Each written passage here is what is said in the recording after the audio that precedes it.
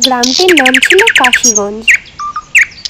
সেই গ্রামে এক কৃষক থাকতো, তার নাম ছিল মলজিৎ। মলজিতের দুটি মেয়ে ছিল, একজনের নাম তনুশ্রী আর একজনের নাম অনুশ্রী। দুজনেই পড়াশোনা করত। মলজিৎ আর সুরজিৎ মাঠে কাজ করছিল। তনুশ্রী আর অনুশ্রী তার কাজ করা বাবাকে টিফিন দিতে আসছিল। মানা, আজকে এত আসতে দেরি হলো কেন? স্কুলে গেছিলাম। স্কুলে আজকে কি শিখিয়েছে? ভূতের তন্ত্রবিদ্যা। বাবা বাবা, আজকে আমরা বটতলায় খেলতে যাব। না, ওই জায়গাটা অনেক খারাপ জায়গা, ওইখানে যেতে হবে না, ঘর চলে যা। চ না যাই। না না না না, যাবো না, ওটা প্রচন্ড ভয়ের জায়গা, ওখানে যাব না। চ না, আমি তো আছি, কিছু হবে না। না না, যাব না। যত কিচ্ছু হবে না, আমি আছি তো। Wait for next part.